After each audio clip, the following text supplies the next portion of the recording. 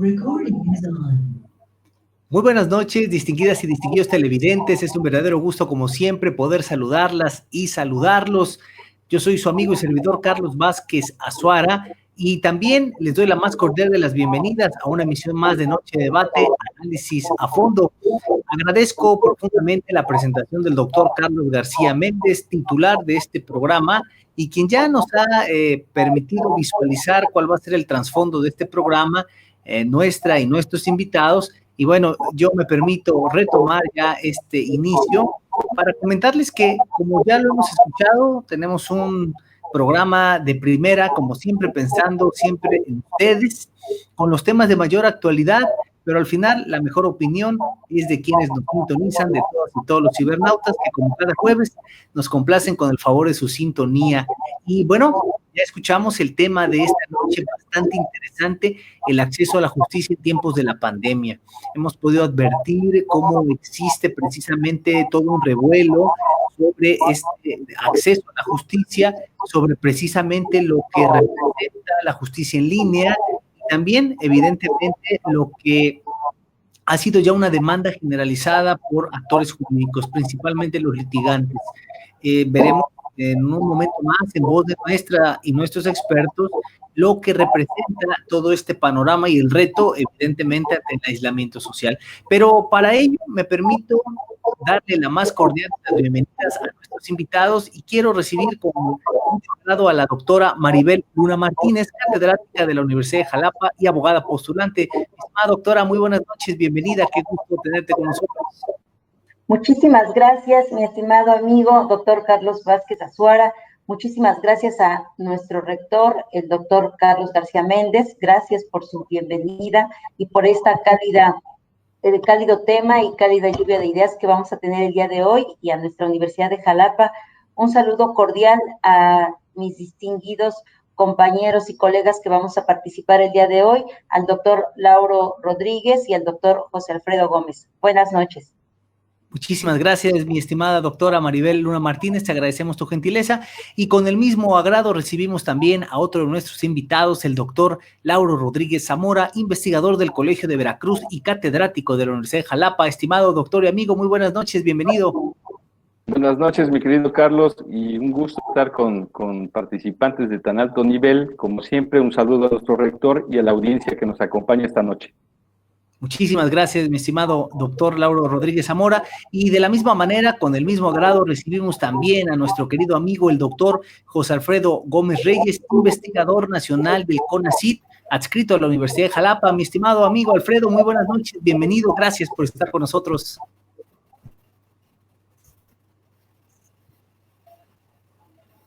Gracias, buenas noches a todos, un gusto estar nuevamente en este programa tan interesante. Muchas gracias al señor rector, al doctor Azuara por la invitación, y bueno, pues esperemos que sea como siempre una excelente noche.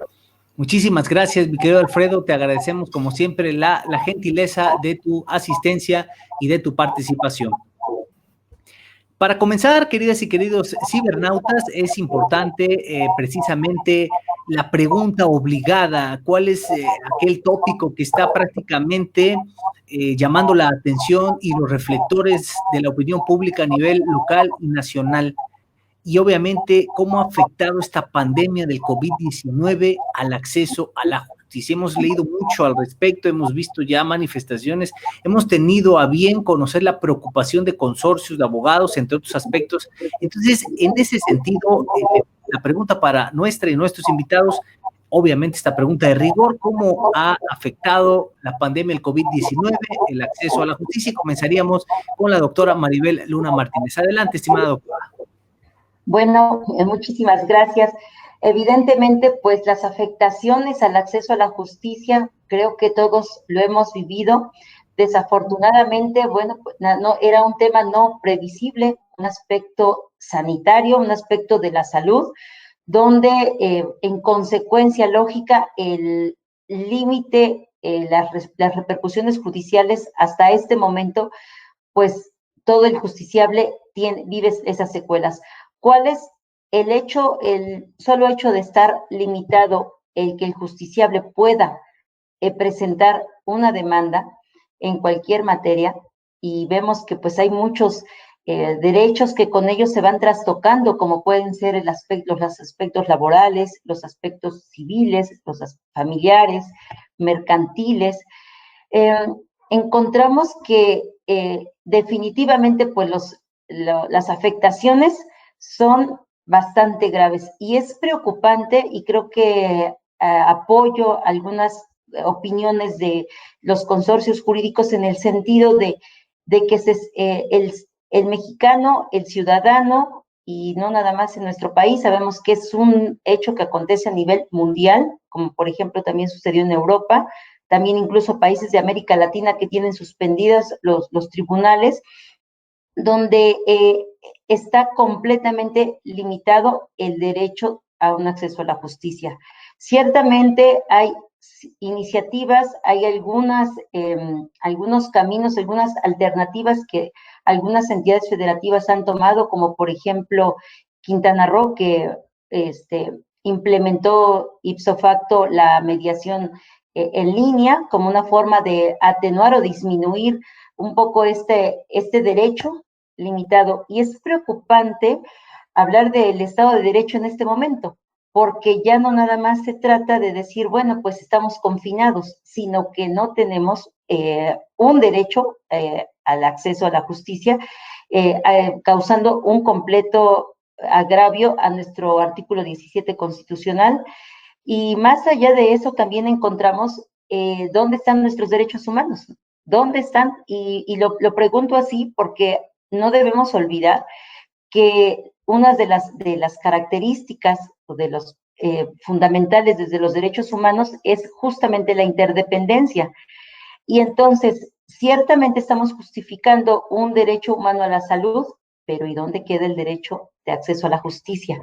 Entonces, definitivamente, el justiciable es quien está siendo completamente vulnerado de este derecho. Y bueno, ciertamente la voz cantante la llevan todos estos asociaciones de abogados, que incluso, bueno, ya conocemos que ya han trascendido incluso esta denuncia de derechos humanos ante la Comisión Interamericana, pero lamentablemente es la situación de facto que se vive, pues, consecuencia de la pandemia.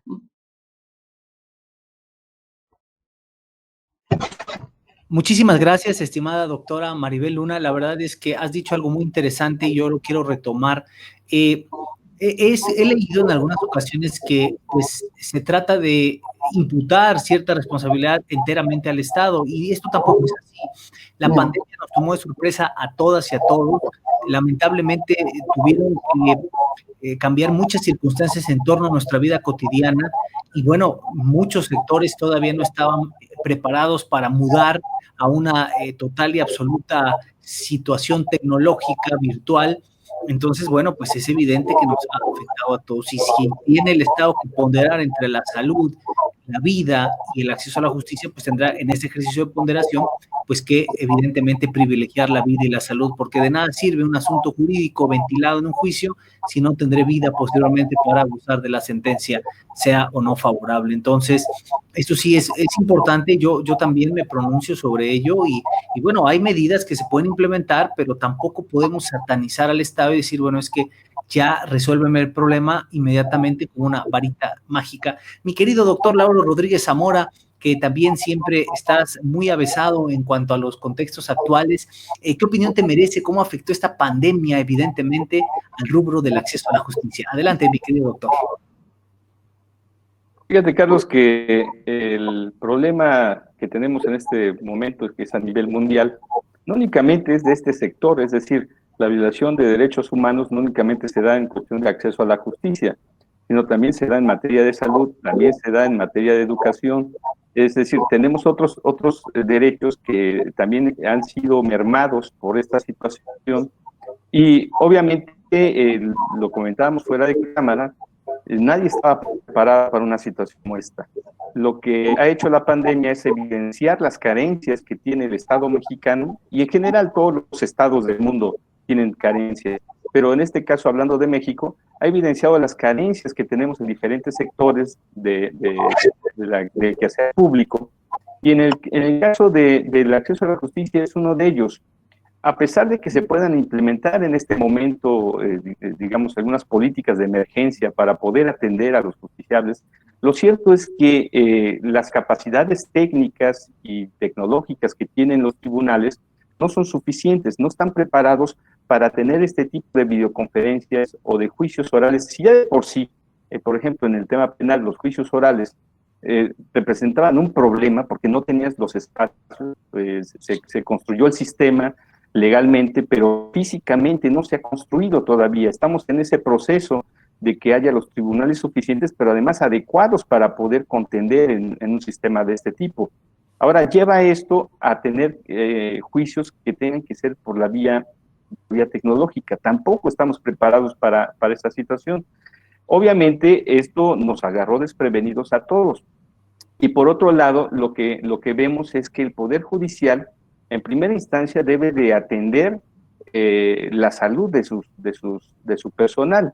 La razón de que esté sucediendo esta situación no es porque el Poder Judicial no quiera atender los juicios o las demandas que presentan los abogados, simplemente por una razón natural de salud que está protegiendo al personal que trabaja en este sector.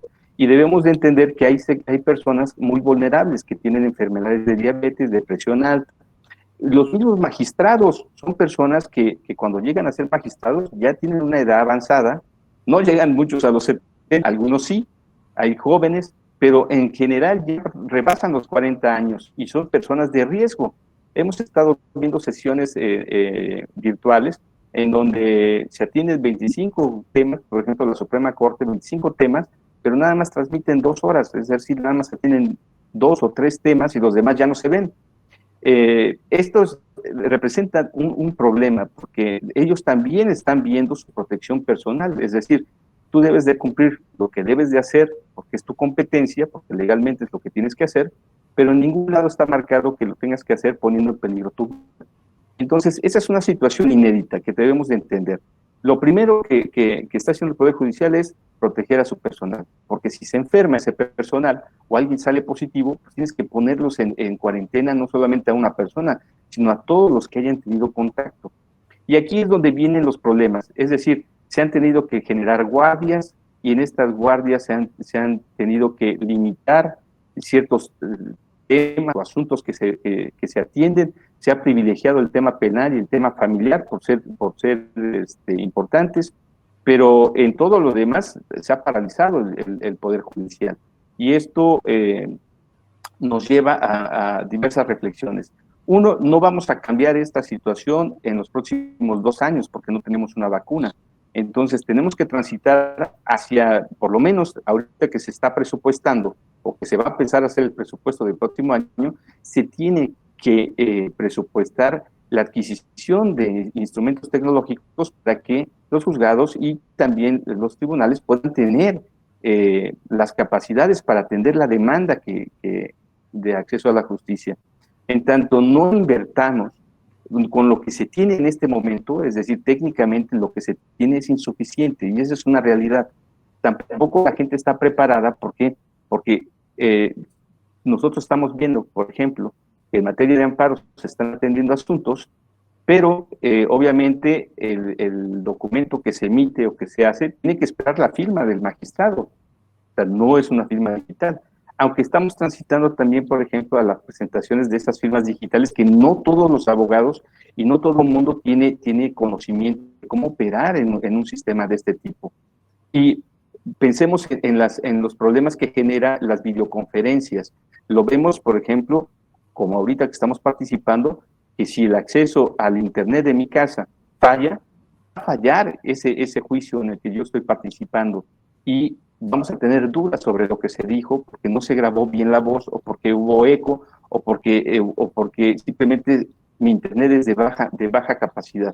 Entonces son detalles que obviamente se tienen que analizar para que posteriormente haya una reforma legal que nos permita avanzar y transitar hacia un sistema judicial en donde ya no tengamos expedientes físicos, sino electrónicos.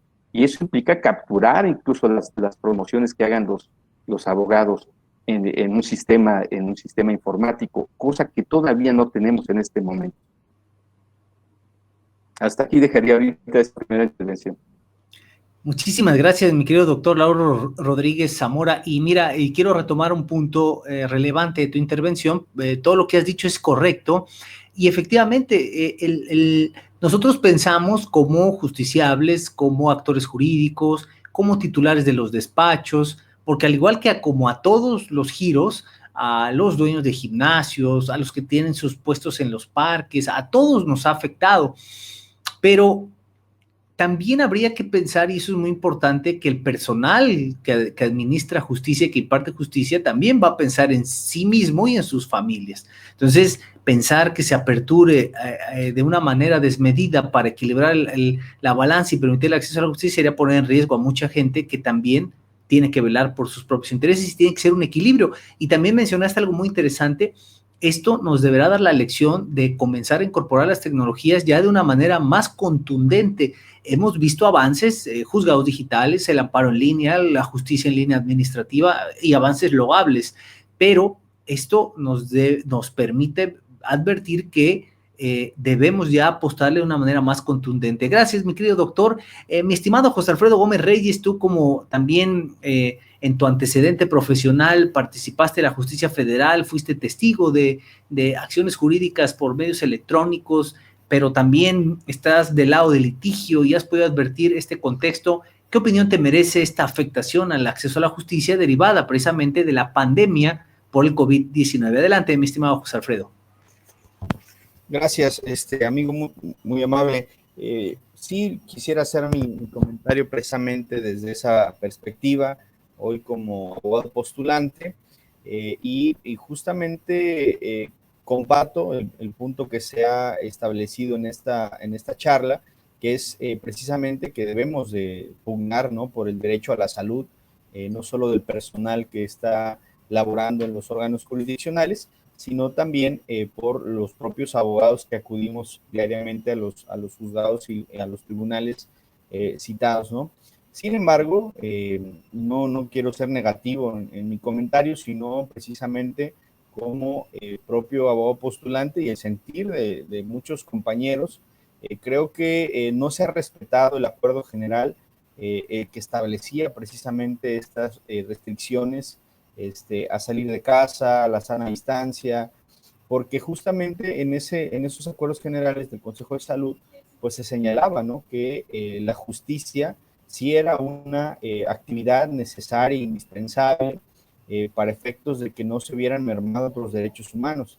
Entonces, lo hemos comentado desde ya hace tiempo, llevamos más de 100 días en esta contingencia, y desde los primeros días, las primeras semanas nos pronunciamos al respecto, en el sentido de que pues no se cerraran, ¿no?, completamente los juzgados y los tribunales, porque también es un derecho humano la libertad personal, también es un derecho humano todos los derechos que se puedan litigar, ¿no? Entonces, pronunciarme respecto de las personas privadas de la libertad, pues justamente, pues no les puedes decir, oye, fíjate que el órgano jurisdiccional en este momento no está trabajando. ¿Y a qué me refiero? Creo que, insisto, comparto ese punto de no estoy diciendo que hay que acudir físicamente a los órganos jurisdiccionales. Afortunadamente, hoy tenemos y contamos con tecnologías de la información que permiten llevar a cabo esta labor jurisdiccional sin que se vea mermado ningún derecho, en ningún sentido la certeza y la seguridad jurídica. He tenido la oportunidad de llevar precisamente videoconferencias en el Poder Judicial Federal para efectos de justamente proteger la salud tanto del juez como del órgano jurisdiccional y de los que participamos en la audiencia. El Ministerio Público Federal estaba desde su oficina, lo pudo haber hecho desde casa, el juez federal de la misma manera, ¿no? Y cada uno de nosotros protegiendo pues ese derecho a la salud. Es muestra de que en efecto esto se puede hacer, se puede llevar a cabo sin que se dañe el acceso a la justicia. Creo que el propio 29 de la Convención Americana de Derechos Humanos es muy claro. Los estados de excepción ¿sí? Aún reconocidos o declarados o no, pues tienen que privilegiar siempre el debido proceso y el acceso a la justicia. Vaya, hasta en tiempos de guerra eso se debe de pugnar. Entonces, ¿en qué está fallando nuestro país? Pues justamente en eso, que no ha dotado pues de todas las tecnologías a la población, ¿no? Afortunadamente, el Poder Judicial de la Federación ha sacado un listado que también en su momento nos pronunciamos en que no estaba acorde al acceso a la justicia porque solamente daba un catálogo de qué diligencias eran urgentes, ¿no? E insisto, cuando una persona está privada de su libertad, pues es urgente, ¿no? Y no se consideró así solamente para aquellos casos de suspensión condicional del proceso, procedimiento abreviado, cuando se ejecutara una orden de aprehensión o cuando hubiera una detención en flagrancia. Todos los demás, o sea, todas las personas que tenían sus amparos en trámite y que estaban privados de la libertad fueron considerados como no esenciales sus asuntos y ahí quedaron parados, ¿no? La justicia en línea, el juicio de amparo en línea, la ventaja de los que ya tenemos una firma electrónica, de los que tramitamos los juicios de amparo bajo esta perspectiva y bajo estas tecnologías, afortunadamente se logró, y compartimos ahí el comentario, amigo, pues justamente en eso, ¿no? De que si todo el procedimiento, todo el trámite, los informes que se le requieren a la autoridad son vía electrónica, pues no tenía la necesidad de que se suspendiera en esos casos que se tramitó juicio de amparo en línea, pues que se fuera considerado también para que se aplazaran los plazos, ¿no? Afortunadamente también, no en el 100% de los asuntos que hoy litigo, pero sí en un 80% el criterio del órgano jurisdiccional fue precisamente en ese sentido, de que si no había pues ningún riesgo porque se estaba tomando todo vía electrónica, pues que se podía continuar, ¿no? Y así se pudieron obtener pues casos exitosos, ¿no? En nuestro despacho. Entonces, pero bien comentaba el doctor Lauro, ¿qué pasa con aquellos abogados pues que no tienen firma electrónica, que no conocen la plataforma del Poder Judicial de la Federación y cómo hacer su trámite? Pues esto va en demérito de sus representados y de sus patrocinados, ¿no? Entonces creo yo que viene o falta aculturación, profesionalización, capacitación en esta justicia en línea que ahora va a ser la nueva normalidad. Yo así visualizo el acceso a la justicia, ocupando las tecnologías de la información. Y bueno, ¿qué nos queda a nosotros? Pues adaptarnos, ¿no? Entonces, en esa mecánica de adaptarnos, pues vamos a poder hacer pues una mejor protección de los derechos humanos. Creo que no hay derechos humanos absolutos, así lo han reconocido los organismos internacionales, y creo que si no hay derechos humanos absolutos y los únicos dos que se han considerado como tales, el derecho humano a no ser torturado y el debido proceso, entonces bajo ninguna circunstancia y bajo ninguna excepción, el debido proceso, que implica que pueda haber un tribunal que te reciba una demanda, pues tiene que estar siempre en esa disposición. Es mi comentario, muchas gracias. Muchísimas gracias, mi querido doctor José Alfredo Gómez Reyes, y voy a retomar dos puntos muy importantes de todo lo que has dicho, que además ha sido sustancial, y coincido contigo. La primera, en efecto, y qué bueno que lo comentas, porque muchas y muchos televidentes seguramente piensan que hubo un congelamiento total y absoluto, y no, efectivamente, como lo has referido, hay guardias para los efectos de la materia familiar y la materia penal en circunstancias particulares que has referido, como detenidos, entre otros aspectos. Entonces, no fue una parálisis total, eso es un punto muy importante. Y el otro que quiero destacar de lo que dijiste, también debemos asumir parte de nuestra responsabilidad, y lo digo con conocimiento de causa. Yo capacité muchísimo en amparo en línea, tuve la oportunidad de estar frente a diversos grupos precisamente capacitando, y la verdad es que la respuesta sobre la aceptación de esta modalidad en línea era muy escasa. Pocos abogados, yo creo que sin temor a equivocarme, 8 de cada 10 preferían continuar de la manera tradicional. Entonces, hoy lo que para abogados que tienen capacitación y tienen firma electrónica está siendo un área de oportunidad, para los que no lo tenían, ahora pues lamentablemente pagan las consecuencias de no adentrarse a ese mundo. Muy bien, doctor, muchas gracias. Pues el siguiente punto, que precisamente tiene que ver con esto que ya han dejado entrever en sus primeras intervenciones, y es precisamente cómo han estado funcionando estas plataformas, y específicamente me refiero a la del amparo en línea, porque además, como sabemos, acaba de cambiar, el Poder Judicial de la Federación acaba de cambiar la plataforma y bueno, pues ustedes que han tenido a bien visualizarla, mi doctor Lauro, tú que eres un hombre también avesado, no solamente en estos contextos, sino que estás siempre informado de los temas actuales, pues evidentemente nos podrán dar sus puntos de vista. Entonces yo quisiera comenzar, doctora Maribel Luna, ¿cómo adviertes estas plataformas a nivel nacional, específicamente la de amparo? Está haciendo un esfuerzo el Poder Judicial por poder subsanar este aislamiento o realmente todavía falta mucho para que esto funcione. Adelante, doctora. Muchísimas gracias. Bien, mi querido doctor Carlos, y voy a hablar del juicio de amparo en línea, afortunadamente, ¿y qué puedo decir? De donde tú eres precursor, lo digo incluso por orientaciones y algunos comentarios que hemos hecho al respecto. Creo que de lo mejor que ha hecho el Poder Judicial Federal justamente es el tener el acceso de amparo en línea. Creo que fue una decisión atinada, afortunada, que he tenido la oportunidad de utilizarlo, de presentar los amparos por esa vía, y de verdad es sumamente ágil, sumamente amigable. ¿Qué sucede o qué sucedió? Como bien comentabas hace un momento, creo que el tema de las plataformas digitales es como todo cambio, como ya no hay, creo que ahorita ya no va a ser una alternativa, sino prácticamente va a ser la primera opción, porque como bien comentaban nuestros colegas, el hecho de que regresar a una nueva normalidad, pues no puede ser definitivamente de la noche a la mañana.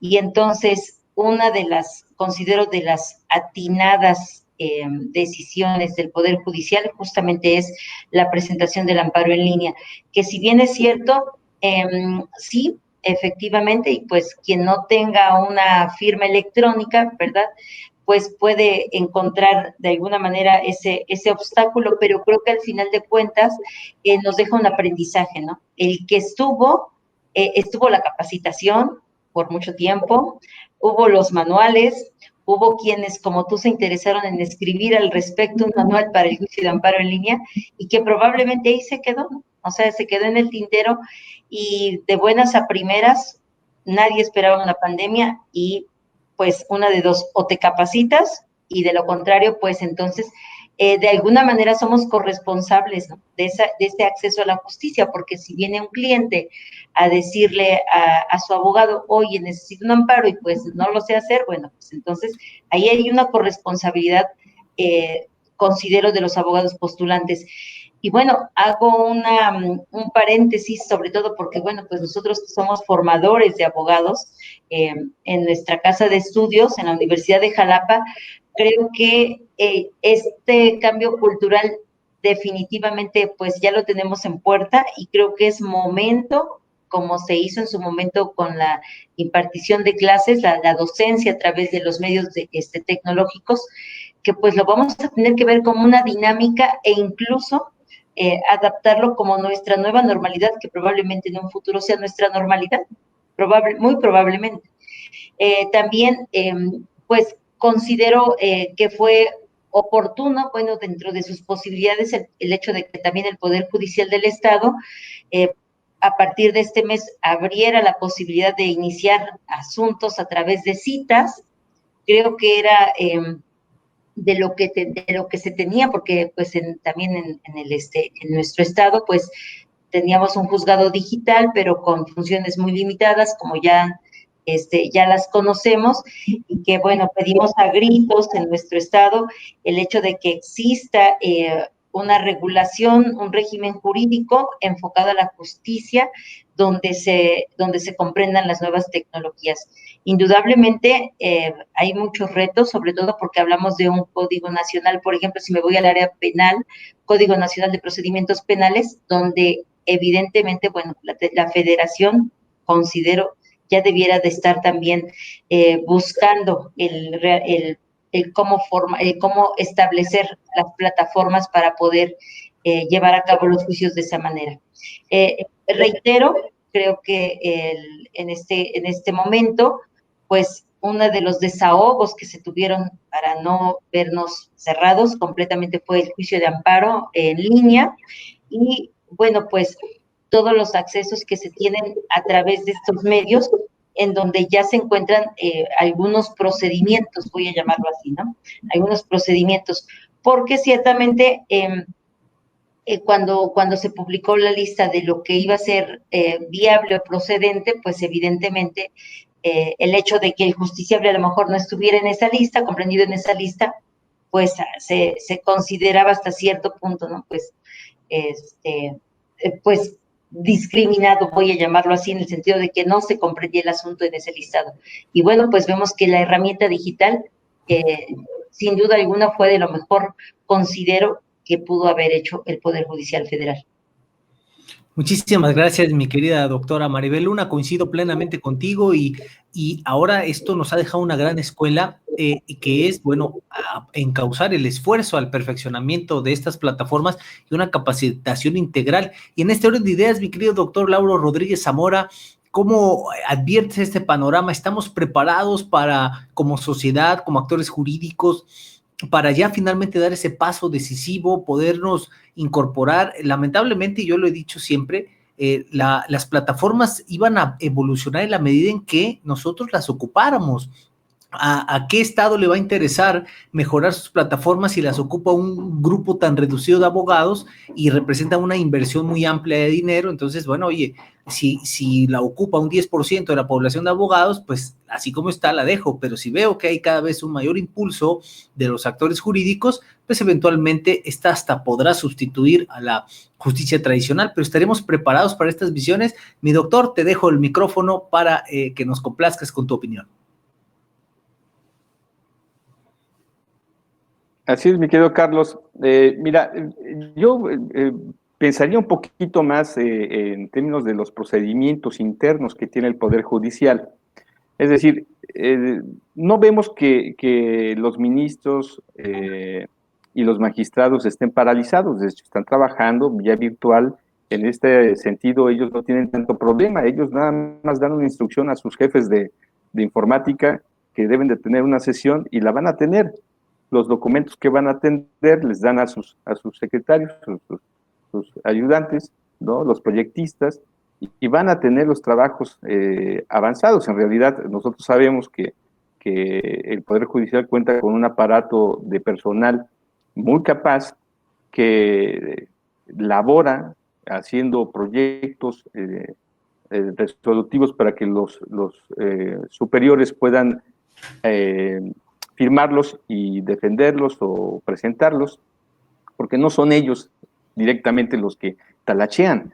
El problema está ahí, en la gente que talachea, porque si tú puedes poner puedes recurrir al juicio de amparo, pero cuando van a estudiar los agravios, los antecedentes, tienen que tener el expediente físico que se está creando en la primera instancia. O si van a ver una sentencia. Regularmente ellos trabajan con expedientes físicos. ¿Qué es lo que está sucediendo en este momento? Mucha gente dentro del Poder Judicial está trabajando en su casa, pero recurre por lo menos una vez a su puesto de trabajo y están haciendo algo que ya se había prohibido, que es llevarse expedientes a su casa para poder trabajar. Entonces, yo creo que esto que no lo estamos viendo, pero de alguna manera sucede, ha permitido que sigan avanzando con temas que ya estaban en procedimiento, pero no se han abierto la posibilidad de que se tengan nuevos o que se recurra a la presentación de demandas iniciales.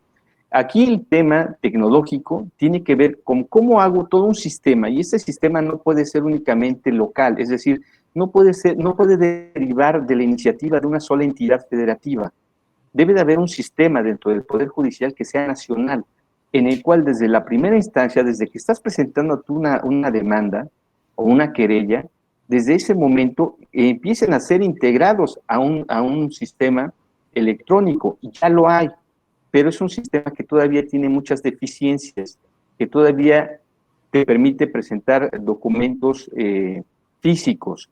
La transición para que podamos enfrentar ese tipo de situaciones debemos de hacerla hacia la presentación digital de todas nuestras promociones. Es decir, que yo las capture en una plataforma digital o digitalizada del mismo Poder Judicial y que yo la pueda imprimir. Que una vez que yo le dé la firma electrónica y que ya la inserte como entregada, ya no pueda ser modificada por parte del promovente, pero que sí pueda ser, de alguna manera, integrar un expediente digital y no necesariamente las promociones, porque las pruebas son otro tema. Las promociones que se hagan tienen que presentarse físicamente. Para esto, obviamente, se requieren reformas legales. En este momento no lo pueden hacer.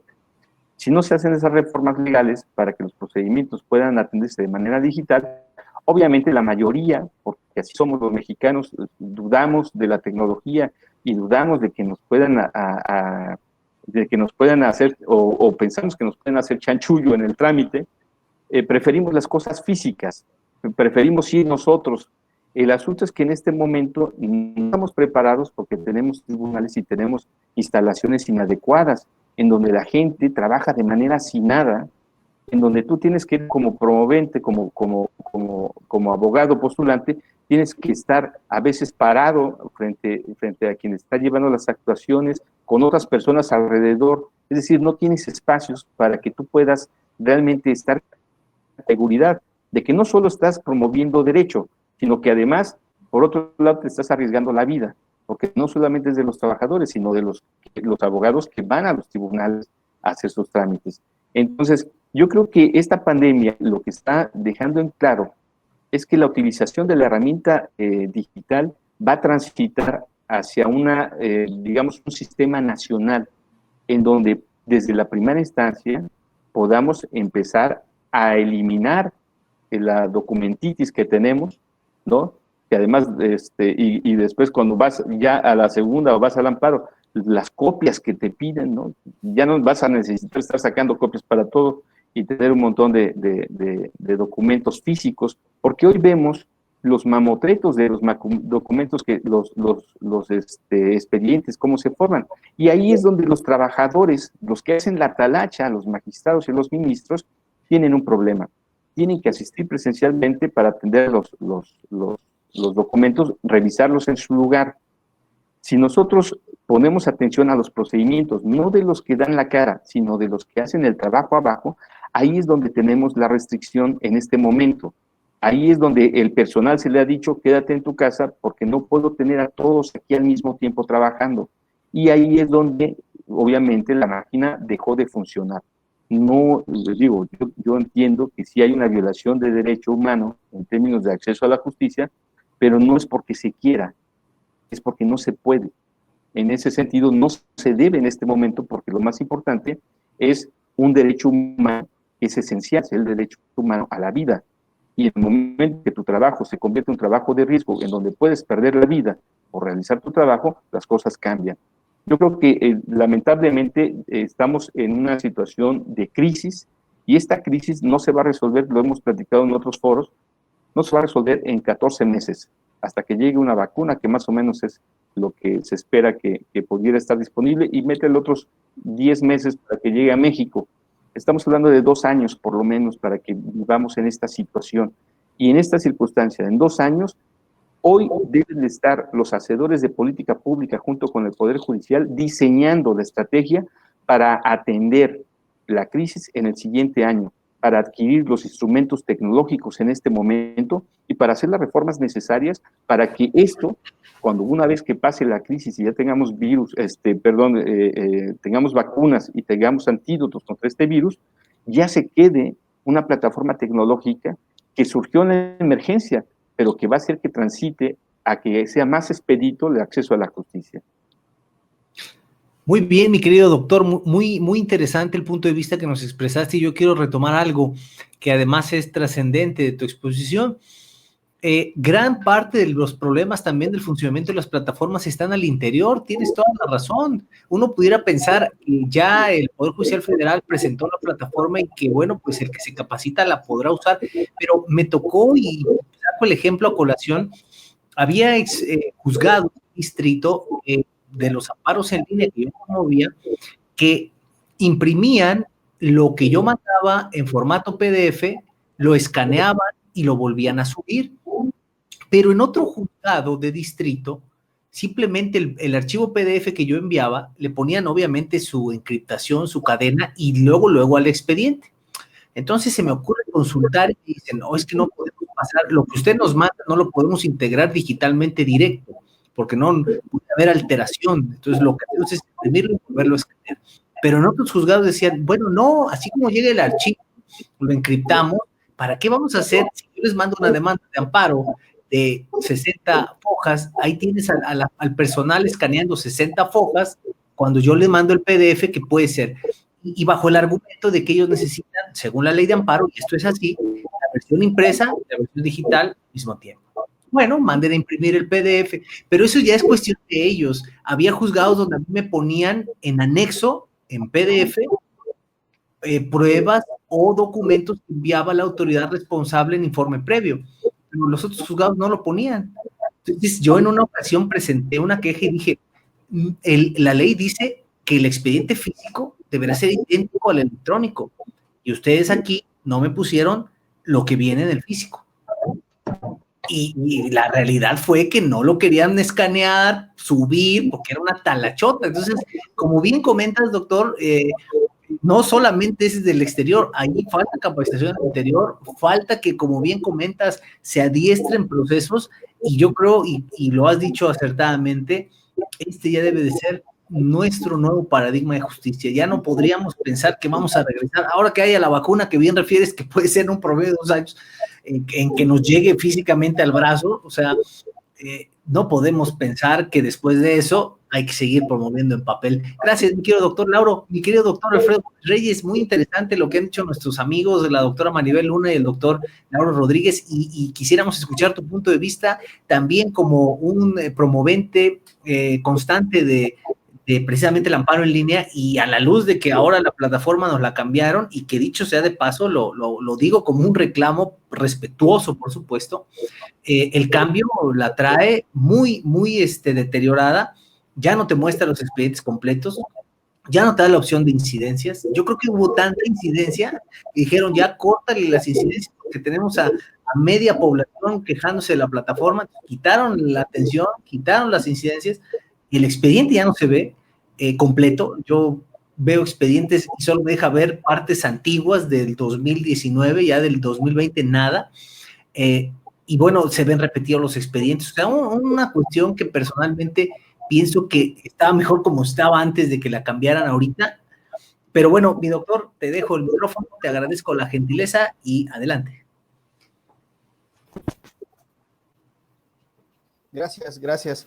Pues fíjense que como todo pues en nuestro país, siempre como los mexicanos vamos aprendiendo ahí conforme van pasando las realidades, ¿no? Como bien comentó la doctora, creo que pues no se aprovechó toda esta capacitación que se dio, los manuales que tu libro, amigo, que hiciste sobre el juicio de amparo en línea. Entonces creo que también vamos a tomar ese grado de responsabilidad que nos corresponde, el no habernos capacitado, ¿no? Pero esto de la FIREL, al menos, yo he tenido la oportunidad de estar en el Poder Judicial Federal, en los juzgados de distrito, los colegiados y comunitario. Desde 2013 se empezó a sacar la FIREL, que era una firma electrónica, solamente era para los titulares, para los secretarios particulares y para los secretarios de estudio y cuenta, y de acuerdo los que lo sabían. Entonces esto de ya poder participar de las tecnologías y ya poder hacerlo desde estas plataformas, pues ya desde el 2013. Ahora, para ya de 2011, después de estar un tiempo en el Poder Judicial del Estado, o sea, aplaudo lo que hay en el Poder Judicial Federal, porque eso nos ha permitido no dejar desamparados a muchas personas, eso es aplaudible. En efecto, faltan muchas cosas. Afortunadamente ahora ya también se puede, no solo con la FIREL, que insisto, eso comenzó como parte del personal. Posteriormente, con la firma SAT, igual se te permite presentar los amparos. Entonces creo que eso es muy bueno, porque la FIREL solo le expide el Poder Judicial Federal. Entonces, cuando se acaba el sistema de citas, justo ahorita en la contingencia vi que muchos lo intentaron, entonces, pues, comentarles al público y a los compañeros abogados que la misma firma electrónica del SAT te sirve exactamente igual para poder tramitar los juicios de amparo en línea. Entonces, ahí, para que no se preocupen, vi ahí, a los que pude yo se los comenté directamente, pero bueno, los que nos estén viendo y tengan esa duda, también se puede. Ahora, allá por 2011 me tocó trabajar en el Consejo de la Judicatura del Poder Judicial del Estado de Veracruz y la Central de Actuarios, a mí me tocó participar en ese equipo que creó la Central de Actuarios. Nosotros logramos en ese equipo con nuestro jefe lograr un convenio de colaboración donde todo el software que tenía Tamaulipas en ese sentido está bastante avanzado. Las notificaciones, ellos tienen una plataforma que llegaban al teléfono, desde el propio teléfono, como si te llegara un WhatsApp, tú podías en la misma plataforma interponer el recurso si tú así lo querías. De tal suerte que todo estaba totalmente digitalizado, tú no tenías que salir de tu despacho para poder pues hacerlo, ¿no? Lamentablemente, por razones que no vale la pena aquí comentar, solamente de todo eso que se nos dio gratis, además, solo se hizo un convenio de colaboración. O sea, te hablo de todo ese software que muchas veces lo venden en millones de pesos. Tamaulipas dijo, toma, te lo regalo, estamos colaborando. Entonces, lamentablemente, solo se tomó lo de la central de actuarios, que es un sistema aleatorio, de tal suerte que todos los órganos jurisdiccionales mandan todo lo que tienen que notificar a esa central, el sistema aleatorio para el tema de la corrupción, de que pues no fuera un determinado actuario, no fuera un determinado personal, aleatoriamente se te decía, hoy el día te tocaron estos expedientes y vean a notificar, ¿no? Los que digan, pues saben que esto ha colapsado, y eso se debe, yo conocí de origen el proyecto, era muy bueno, entonces una de las cosas que no se implementó fue justamente que cada actuario en su vehículo tuviera un GPS, de tal suerte que la propia plataforma viera que en efecto de donde se le dio la notificación se fuera al punto a notificar, ¿no? Entonces eso ha traído mayores consecuencias, no se le dio el número de personal adecuado, no se capacitó, a mí recuerdo me tocó capacitar a quien iba a quedar de titular de esa área, y nada más capacité, yo dije, oiga, pero hay que capacitar a todos los que van a participar, ¿no? Entonces solo se capacitó al titular, no se capacitó al resto del personal, y eso colapsó, ¿no? Yo para ese mismo año, yo me regresé al Poder Judicial Federal, y ya ahí quedó el tema. Entonces, mi comentario justamente va que falta voluntad, ¿no? Falta voluntad de las autoridades, porque entiendo la parte presupuestal que se comentaba, pero insisto, cuando hay voluntad, se buscan los escenarios, se buscan las formas. Ahí está el software, porque en ese convenio de colaboración ahí quedó gratuitamente para seguirlo utilizando. Incluso quedó que todas las actualizaciones que se le hicieran se iban a seguir haciendo en las plataformas del Poder Judicial del Estado, ¿no? Entonces es lamentable que no haya la voluntad, que no haya la disposición para que hoy, así como el Poder Judicial tiene estos juicios en línea, hoy también el Poder Judicial del Estado lo tuviera. A mí se me hace, lo voy a decir de forma muy respetuosa, creo que se me hace muy poco acceso a la justicia, un sistema de citas donde solo a la semana se hacen 10 o 17, dependiendo de la semana y la suerte que tengas. Entonces creo que el número de demandas que se requerían pues eran mayores, ¿no? Entonces ese es en ese sentido. Ahora, otra parte bien importante es que ahora ya todo es digital. El último juzgado de distrito en el que tuve la oportunidad de trabajar, hoy ya es todo digital. Desde la promoción de demanda se digitaliza.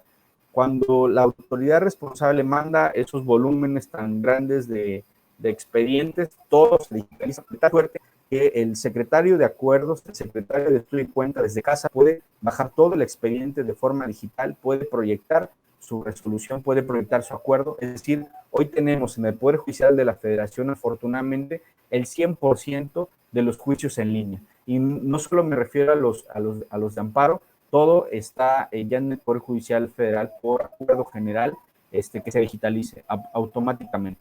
Entonces, no pasa nada en el expediente, obviamente se sigue llevando físico, eso creo que está mal, pero bueno, si ya finalmente lo tienes digitalizado, pero todo se está llevando de esa manera digital, lo cual es muy plausible. Hoy con la contingencia, hoy tuve conocimiento que afortunadamente por ese acuerdo de que ahora todo es digital, el secretario y el señor magistrado pueden estar desde casa con el expediente digital para poder dar acceso y procuración e impartición de justicia, ¿no? Creo que eso es muy loable. Ojalá que estas nuevas realidades nos lleven a reflexionar, nos lleguen a cambiar, nos lleven justamente a adaptarnos. Creo que hoy como abogados nuestro mayor reto es adaptarnos a estas nuevas realidades, a estos juicios en línea, para pues bien de nuestros representados. Muchas gracias.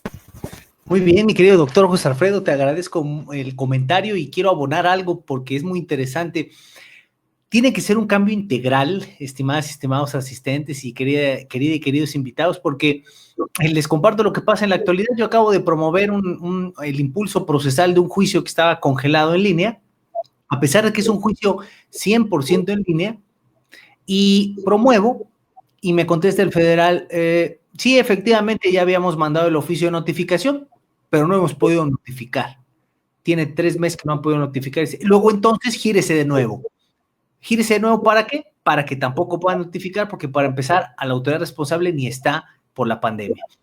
Pero además no tienen habilitadas las notificaciones electrónicas, entonces no importa si yo promoví en línea, no importa si ya me hicieron el expediente electrónico, nunca van a poder notificar y es exactamente lo mismo.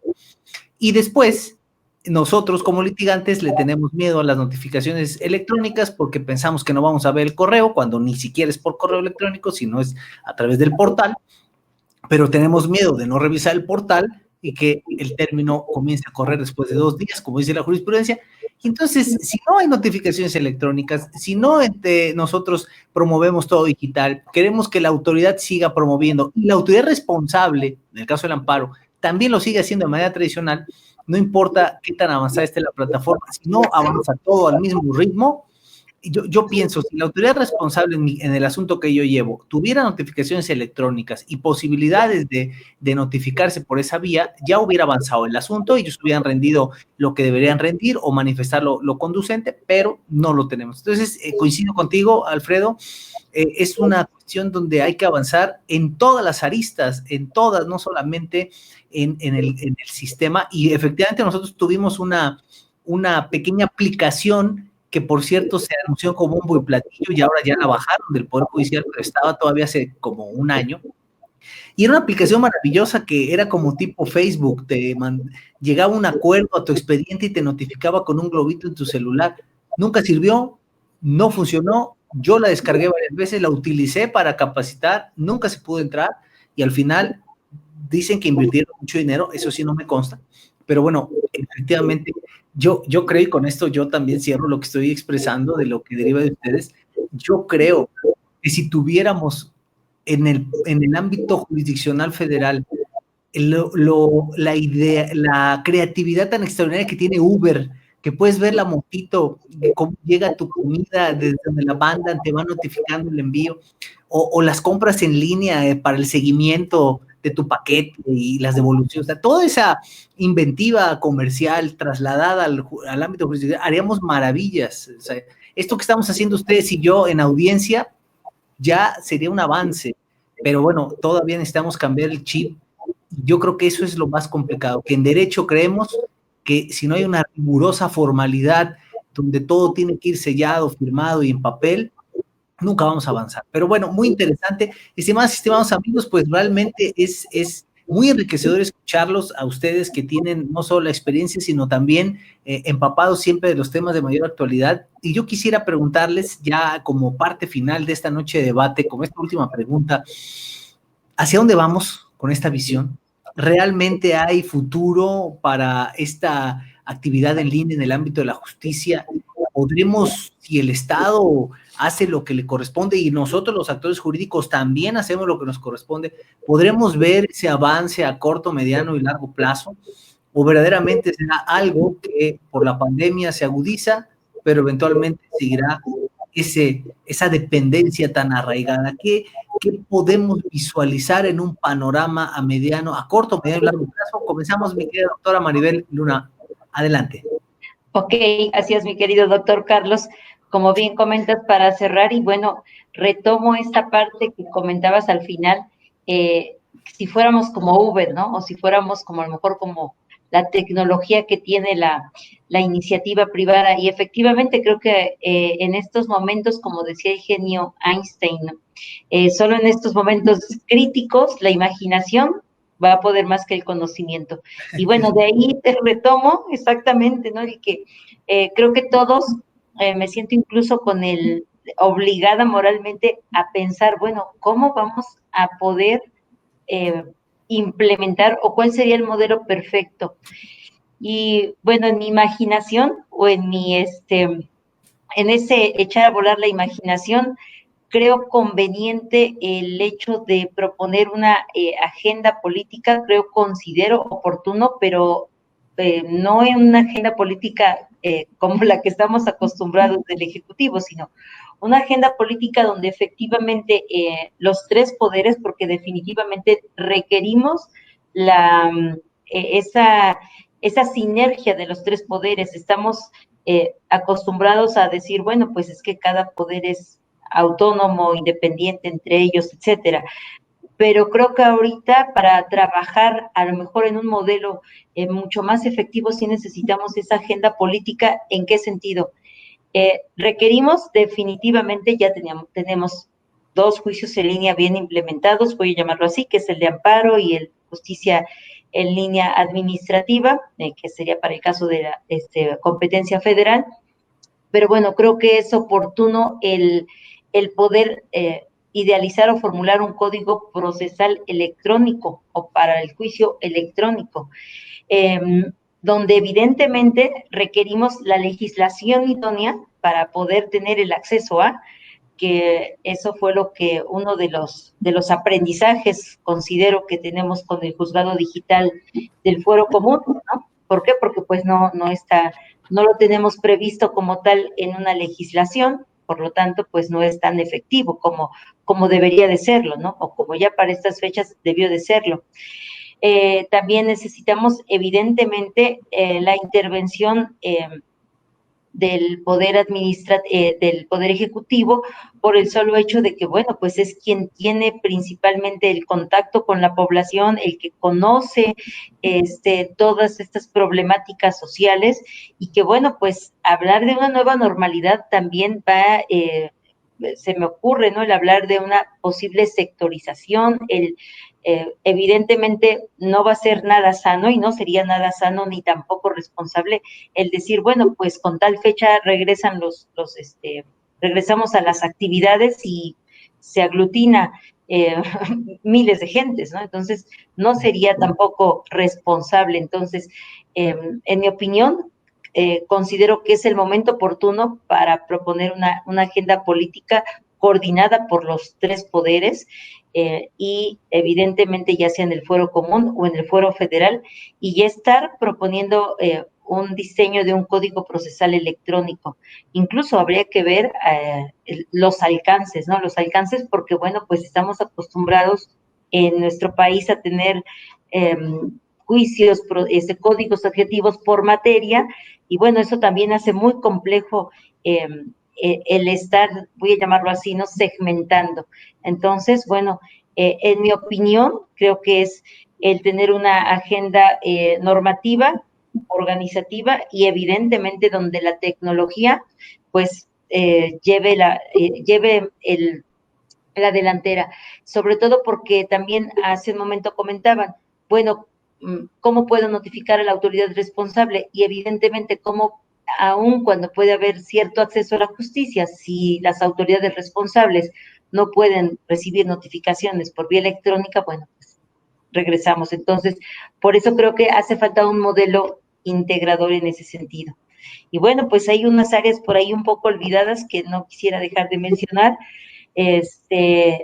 Lo hablamos todo en un tema muy personal, muy desde la perspectiva de la persona, pero pues hay que también tomar en cuenta el aspecto empresarial. Esta pandemia también ha dejado muchas secuelas o dejará muchas secuelas de tipo económico, y creo que también vamos a tener que aprender o retomar lo que sería el juicio concursal, ¿no? Habrá que ver hasta dónde vamos a llegar, pero que a lo mejor no lo tenemos por ahí, sabemos que existe, muy poco recurrido, pero bueno, pues igual y también habrá que explorar otras áreas.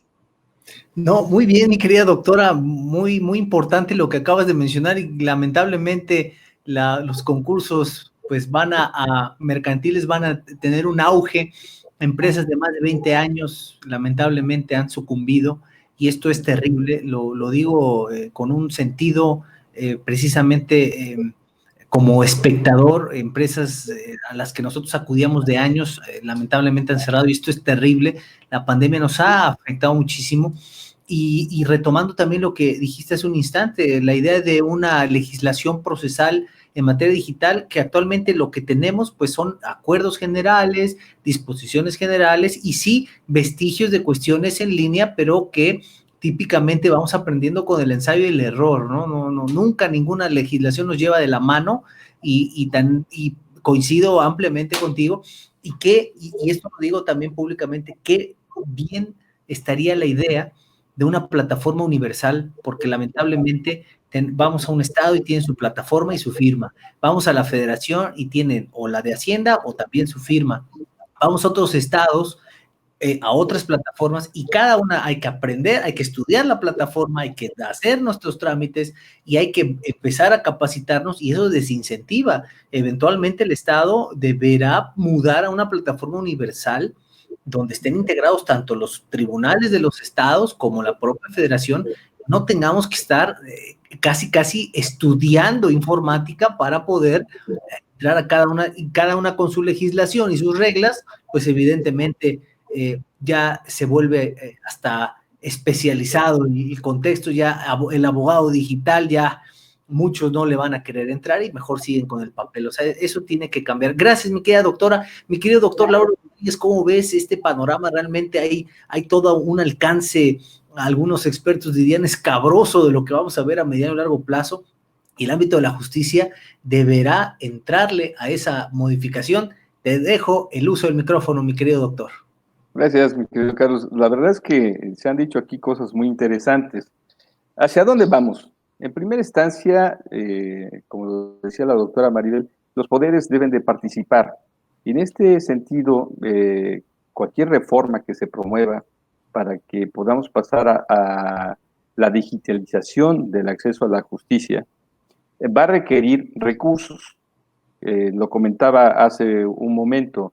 ¿De dónde van a ser esos recursos? Bueno, de donde se toman siempre del Fondo de Aportaciones para la Seguridad Pública, el famoso FAS, que está en la Ley de Coordinación Fiscal y que le da precisamente al Poder Judicial los recursos para hacer los palacios legislativos que anda haciendo y por ahí se financian, le da recursos para poder capacitar al personal, para las maestrías, los doctorados. De ahí hay un financiamiento que en su momento aquí en Veracruz se llamó FOSEC, es un fideicomiso que personalmente yo integré con Nacional Financiera en su momento, escribí las reglas de operación de ese fideicomiso que ya no funcionan ahora, pero el fondo sigue funcionando, el FAS le da recursos al Poder Judicial para poder adquirir en la parte de tecnología, le da recursos para poder adquirir computadoras o poder comprar sistemas o poder pagarle a una empresa para que le diseñe un sistema. Aquí el Secretariado Ejecutivo del Sistema Nacional de Seguridad Pública, junto con el Poder Judicial, deben de empezar a trabajar para ver cómo pueden financiar una plataforma nacional que, lo que decía, que opere desde la primera instancia. ¿Por qué? Lo vimos, como bien nos decía nuestro amigo, el doctor José Alfredo, lo vimos en la plataforma de seguridad pública. Cada estado en su momento tuvo su plataforma estatal, pero eso no permitía que funcionaran las plataformas para la delincuencia organizada, para poder operar los recursos e información de cada uno de sus sistemas. No eran compatibles, lo que llevó a la plataforma México en su momento a integrar una sola plataforma nacional. Bueno, de la misma manera necesitamos una plataforma nacional para el Poder Judicial y los recursos pueden salir del Fondo de Aportaciones a Seguridad Pública. Ahí ya existen, se presupuestan. Por eso decía, aquí lo importante es que en este momento se tiene que estar pensando en presupuestar los equipos necesarios para enfrentar el siguiente año la pandemia. Si no se presupuestan, vamos a seguir con las mismas deficiencias el siguiente año y el que viene. Ese es por un lado. Por otro lado, el Poder Ejecutivo y el Poder Legislativo deben empezar a trabajar junto con el Poder Judicial para hacer las reformas necesarias, para que podamos tener efectivamente, de manera conjunta, los tres poderes, trabajar un proyecto que es un proyecto de índole nacional. En tanto no transitemos hacia las reformas necesarias para esta digitalización de los procedimientos, por un lado, para hacer las reformas que tengan que ver con los procedimientos, como aquí bien se decía, los procedimientos no lo pueden hacer los diputados, los códigos de procedimiento los tienen que hacer en el Poder Judicial, que es donde se trabaja. Ellos saben cómo se hacen las cosas. Ahí es donde deben de surgir, y obviamente con coordinación con el Poder Ejecutivo, presentarlo al Poder Legislativo para que sean aprobados. Digo, ahí los diputados no tienen que meterle mucha mano. A los sustantivos sí, pero a lo procedimental no, es procedimiento. Y aquí es donde las necesidades del Poder Judicial deben de empezar a ser diseñadas. Esto cuesta, no es fácil. Obviamente la rentabilidad que tienen las plataformas privadas les da la posibilidad de hacer grandes inversiones para poder ver cómo opera Uber. Obviamente hay mucho dinero de por medio.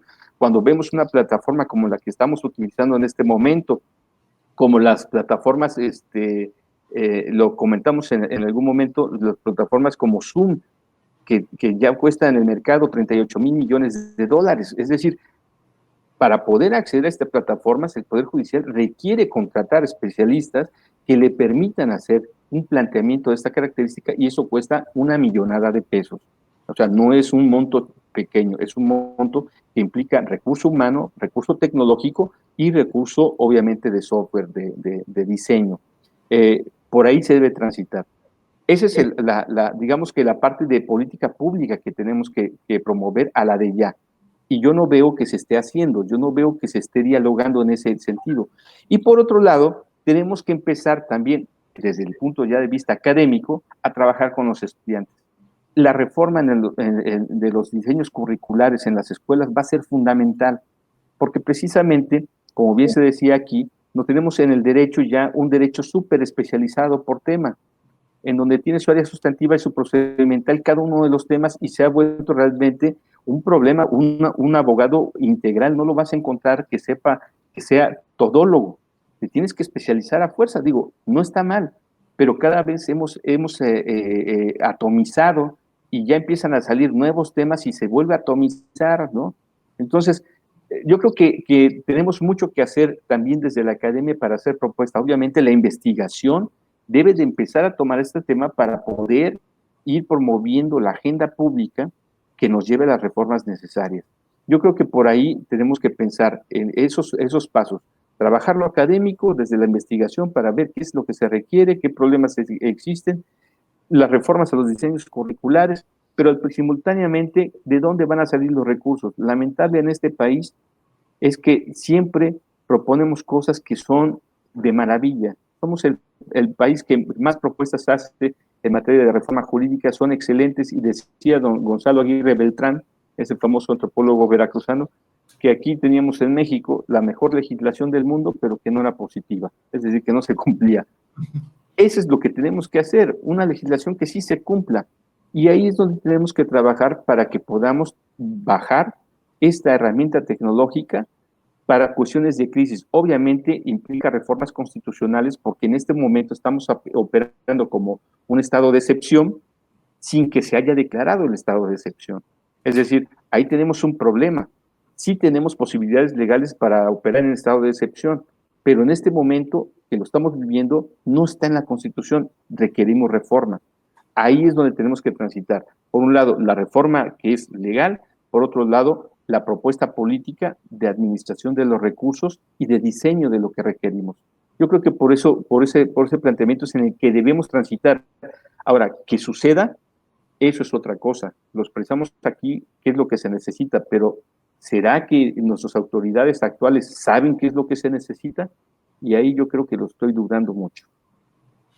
Muchísimas gracias, mi querido doctor Lauro Rodríguez. Indudablemente pusiste el dedo en la llaga, y pues lamentablemente todavía se sigue pensando, ya que termine esto, porque pues seguramente para noviembre ya estamos del otro lado y regresamos a a la forma tradicional de hacer las cosas. Ya se debe ir pensando, como acertadamente apuntaste, en presupuestar en esos presupuestos de egresos aprobados por los congresos a inicios de cada año.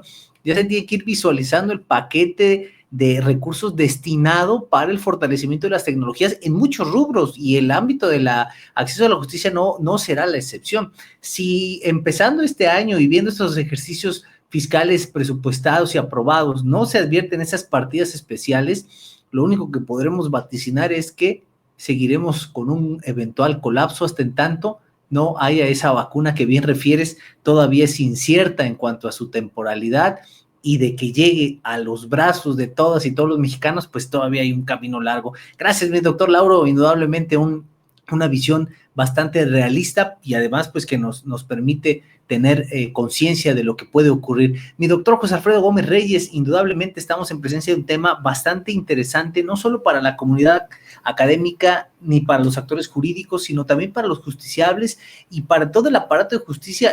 Uno de los tres poderes sustancial en nuestro país tiene que empezar a encauzar su visión hacia ese rubro. Estaremos viendo esto a corto, mediano y largo plazo. ¿Qué nos hace falta? ¿Qué opinión te merece, mi querido doctor? Gracias. Y yo creo que lo más importante, y solo retomaré lo que ya se comentó y daré mi punto de vista, creo que la falta de voluntad, ¿no? Complica toda esta situación, ¿no? Hace rato mencionabas que un juzgado del distrito, ambos en juicios de amparo en línea, pues acordó una cosa, tiene un criterio distinto al otro. Entonces es de voluntades, ¿no? Justamente mencionabas también el tema de la complejidad que hoy implica esto de las notificaciones, ¿no? Y recuerdo el Centro de Justicia Penal Federal aquí en Jalapa, que comenzó a implementar algo bien interesante porque todas las notificaciones eran por teléfono. Entonces, la última ocasión eran las 11 de la noche. Me dijo, buenas noches, licenciado José Alfredo Gómez Reyes. Sí, soy yo, dígame. Oiga, le hablo del Centro de Justicia Penal Federal, soy el actuario fulano de tal. Le hago saber que la llamada está siendo grabada y será reproducida en el acuerdo de notificación. Es para notificarle que en media hora comienza la audiencia a la que ha solicitado. Y yo, órale, ¿no? Entonces, debidamente notificado y por teléfono, ¿no? Entonces, yo, ¿qué visualizo? ¿Qué me gustaría ver? Que hoy lo que ya utilizamos como común, como normal, nuestra vida cotidiana está llena de redes sociales, de WhatsApp, de cualquier tipo de comunicación. Entonces, me gustaría visualizar una justicia no solo en línea, sino que rompa estos obstáculos, ¿no? Que hoy nos enfrentamos, obligar a las autoridades, que yo creo que ya lo están, finalmente tienen un número oficial, tienen un correo electrónico oficial que debe estar en su plataforma por obligación de la ley de transparencia. Entonces, que si no contestan la llamada, sea como la plataforma, amigo Carlos. O sea, si no te metes a la plataforma y crees que por eso no te vamos a notificar, ya estás notificado dentro de los 2 días que sucede esto, porque tenemos la obligación de visualizarlo diario, ¿no? Que si no contesta la llamada, que si apagaste el teléfono, tendrá los mismos efectos, ¿no? Y entonces acostumbrarnos a este tipo de justicia, estas nuevas realidades, ¿no? Que implican justamente el adaptarnos. Entonces creo que hay una corresponsabilidad también en ese sentido. Yo también me gustaría compartir en los juicios de amparo normales, los que se tramitaron hace tiempo, pues decías, mira, te pongo mi teléfono y mi correo por si me quieres hacer notificaciones.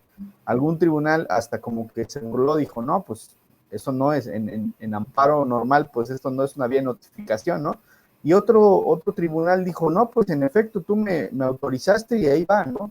Entonces creo que es de voluntades, es de criterios, pero creo que los criterios tienen que ir acordes con esos principios que también están hoy día siendo ejes rectores, como es el principio pro persona. Entonces sí va a ser para mayor beneficio de quejoso el que te pueda decir, sabes que le hablé a tu abogado para que viniera, pues creo que eso no tiene nada de malo, ¿no? Entonces creo que eso es lo que me gustaría visualizar, me gustaría ver esta justicia digital como una nueva realidad y que eso no sea obstáculo para el acceso a la justicia de las personas, ¿no? Yo creo que sí, en efecto, hay muchos temas de presupuestos, muchos temas de infraestructura, muchos temas de capacitación, pero como siempre comento este ejemplo porque a mí me cambió la vida como abogado. En 2003 hay una reforma en la ley de amparo que dice los amparos para efectos, ¿no? En su primera interpretación, los amparos para efectos se acabaron, ¿no? Y entonces, pues tú ya ibas esperanzado, ¿no? Llevó una reforma, ¿no? Y buscabas que ya todos tus juicios se resolvieran de fondo. Y oh, sorpresa, muchos juzgados dijeron para efectos, de que motive fundamente, ¿no? Y entonces yo hice un ejercicio y dije, bueno, ¿por qué me contesta algo que yo le estoy pidiendo que no me conteste? ¿No? Le estoy diciendo que ya sea de fondo, pero ahí no habíamos cambiado nosotros. ¿Y qué era nuestro primer concepto de violación? Y estoy seguro que el de la mayoría de los abogados es falta de motivación y fundamentación. Primer concepto de violación. Así están nuestros formatos, así nos educaron, así nos formaron. Entonces creo que hay que cambiar esa mentalidad y entonces yo decidí que en mis amparos no pongo falta de motivación y fundamentación. Obviamente en materia administrativa eso es distinto, pero en materia al menos de amparo penal no pongo falta de motivación y fundamentación. Me voy a las cuestiones de fondo y ese día que yo cambié ese formato, ese día pues la realidad fue otra, porque entonces si yo no le estoy pidiendo, pero textual, no le estoy pidiendo algo de motivación y fundamentación, obliga a la autoridad a contestarme de fondo. Si está acreditado o no los elementos del tipo, si está acreditada la probable o la plena, dependiendo del tipo de amparo, ¿no? Entonces creo que también esa corresponsabilidad nos obliga a cambiar a nosotros en un primer momento y con base en eso obligar a la autoridad, ¿no? De tal suerte que decirle, oye, mira, fíjate que otros juzgados sí lo están haciendo así y también de alguna manera exigirlo, ¿no? Creo que esa parte también está en nosotros. Creo que la integralidad de la que ustedes hablaban es justamente eso. No solo todas las autoridades, sino todos los ciudadanos en pro de una justicia que sea pronta y expedita. Muchas gracias. Muchísimas gracias, estimado doctor José Alfredo. Muy, muy interesante los ejemplos que nos pusiste, porque es cierto, he visto acuerdos donde se notifica a la autoridad responsable y le dicen, para efectos de la distancia, usted podrá a tal correo enviar su informe previo o también incluso por vía de telefónica para los efectos que pudieran ser. Pero como es una opción, la autoridad responsable de manera a veces hasta dolosa, dice, no, eso para empezar es agilizarle el proceso al quejoso y al quejoso hay que darle las cosas hasta que nosotros tengamos tiempo y en la medida en que lo podamos consensar con todo el cuerpo de abogados para negar lo que pudiera haber o lo que se pudiera manifestar. Realmente, no, hoy yo creo que sí, así como pasó con los impuestos, que dijeron de hoy a mañana los impuestos son por internet. Oiga, pero que hay gente que no tiene luz, que no tiene agua, pues sí, pero todos los impuestos son por internet. Y todo mundo tuvo que empezar a buscar facturas electrónicas, a capacitarse, a entrarle, y ahora ya todo el mundo dice, no, oye, qué bien lo de las facturas electrónicas, no, ¿cómo crees que? ¿Y a poco se hacían antes en papel y había que contratar imprentas especializadas? No, el día que el Estado mexicano diga, a ver, las notificaciones van a ser electrónicas porque oye, yo no tengo correo, pues ábrelo. Oye, que la plataforma, pues toma un cursito de los que vienen ahí descargables y sácate tu número de usuario y contraseña. Ese día le vamos a entrar todos. Pero mientras siga, como bien comentes, una potestad, a ver, si te gusta y quieres estar cómodo, ahí está el proceso en línea, y si no, sin problema, síguete imprimiendo y formando y viniendo a tu acuse, pues lo vamos a tener como una bonita opción, pero todavía no lo veremos incrustado. Yo creo que en el ejemplo que tú ponías acertadamente, oye, hay correo, hay manera que escanees, mándamelo así, y no te admito que no me lo mandes así porque, o no te admito que no te dejes notificar si tú ya tienes los medios, porque finalmente esa es una posibilidad real. Pero bueno, aún nos falta, y bueno, pues creo que ustedes han puesto prácticamente los reflectores sobre el verdadero problema. Pues, querida y queridos amigos, pues ya estamos llegando al final de este programa, y para cerrar y despedirnos y agradecerles a todas y todos nuestros queridos cibernautas que nos complacen como cada jueves, por favor, su sintonía, pues vamos a cerrar esta noche de debate de manera general. Mi querida doctora Maribel Luna, ¿cómo cierras esta noche de debate para todas y todos nuestros cibernautas? No, pues un saludo a todos nuestros cibernautas. Muchísimas gracias por compartir este espacio.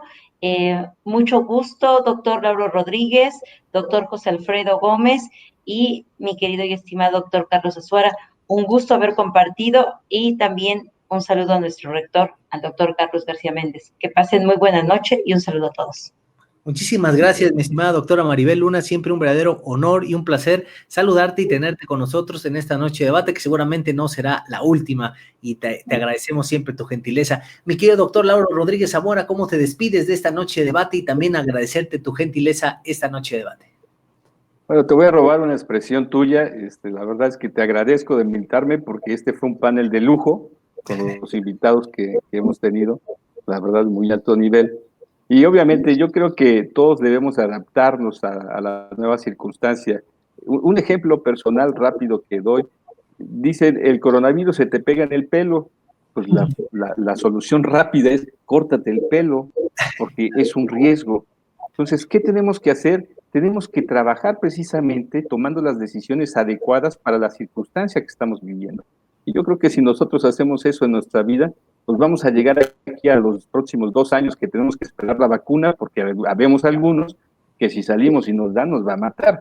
Entonces, tenemos que empezar a tomar decisiones adecuadas en este país y yo creo que lamentablemente muchos de los que están aquí como académicos deberían estar como gobernantes porque allá les está faltando todavía un tornillo y no van con la misma dinámica. Yo creo que para ahí tenemos que avanzar. Muchas gracias a todos y buenas noches a los televidentes y un abrazo a nuestro querido rector. Muchísimas gracias, mi querido doctor Lauro Rodríguez Zamora. Siempre es una distinción tenerte con nosotros y agradecemos tus conclusiones. Y por supuesto que el doctor Carlos García Méndez, que nos escucha en este instante, pues seguramente también se complace, evidentemente, en las brillantes intervenciones de ustedes. Mi querido doctor José Alfredo Gómez Reyes, ¿cómo cierras esta noche de debate? ¿Cómo te despides de todas y todos nuestros televidentes que nos complacen con su sintonía? Gracias. Bueno, pues de verdad que ha sido un gusto estar en esta noche de debate, me gustó mucho, sobre todo por mostrar, ¿no? Y poner el dedo en la llaga de muchos temas que hoy aquejan a nuestro país, ¿no? Justamente el acceso a la justicia, y creo que justamente la justicia, pues, es eso, ¿no? Que haya una resolución donde un juez, pues, dirima una controversia y, pues, de su fallo, ¿no? Entonces, creo que el tema del acceso a la justicia hoy en nuestro país es una violación expresa a los derechos humanos de las personas, dentro de ellos, como dije, la libertad. Y bueno, creo que para evitar justamente estas y otras violaciones, pues tenemos que nosotros adaptarnos a una nueva realidad que es los juicios en línea. Creo que eso es lo que hoy podría exigirle a nuestros gobernantes. Creo que es un buen momento para que ya lo pasado, pues ya sucedió, las violaciones de derechos humanos ya están, pero que esto no sea una manera ni de forma sistemática ni reiterada. Creo que ahí están los ejemplos, ahí están las experiencias que comentamos. Ya les comentaba el tema de Tamaulipas, ahí están las plataformas. Y bueno, como siempre me gusta cerrar, que cada uno de nosotros haga lo que le toca bien de la mejor manera. Gracias, buenas noches, un fuerte abrazo al doctor Carlos. De verdad, mis mayores bendiciones. Gracias a todos, buenas noches. Muchísimas gracias, estimado doctor José Alfredo Gómez Reyes. Como siempre, agradecemos la gentileza de tus intervenciones. Y bueno, queridas y queridos cibernautas, queridas y queridos televidentes, gracias porque como cada jueves nos complacen con el favor de su sintonía. En verdad, nos complace muchísimo poder contar con ustedes en estas transmisiones de Noche de Debate. Y les recuerdo que ustedes y nosotros tenemos una cita el próximo jueves en punto de las 19 horas para una noche más de debate, análisis a fondo. Y ahora le devuelvo el micrófono al doctor Carlos García Méndez, rector de la Universidad de Jalapa y conductor titular de este programa, para que despida esta noche de debate. Muchísimas gracias, yo soy su amigo y servidor Carlos Vázquez Azuara y le deseo a todas y a todos que tengan una excelente semana. Hasta pronto.